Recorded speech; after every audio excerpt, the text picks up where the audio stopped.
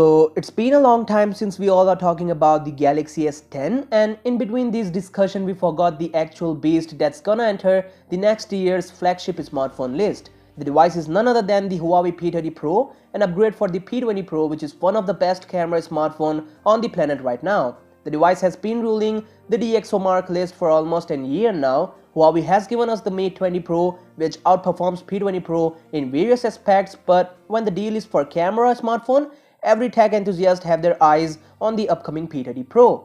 However, we're gonna see a lot of smartphones with insane camera implementations next year, so the Chinese manufacturer needs to hold its position by some extra insane implementation.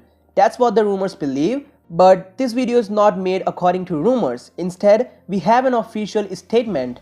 President of Huawei's Consumer Business Group for the Western European region, Walter G, told Android Pit that the company intends to launch a phone with 4 cameras on the back and 10 times optical zoom in 2019. It shouldn't work as a surprise to you, as we have seen a quad camera phone by Samsung this year. So obviously Huawei will also step into that region to compete with 2019 flagship phones. Now, when we talk about a quad camera phone, I don't want to know the modules placement, as Huawei has some insane implementation ideas, but the 10 times optical zoom.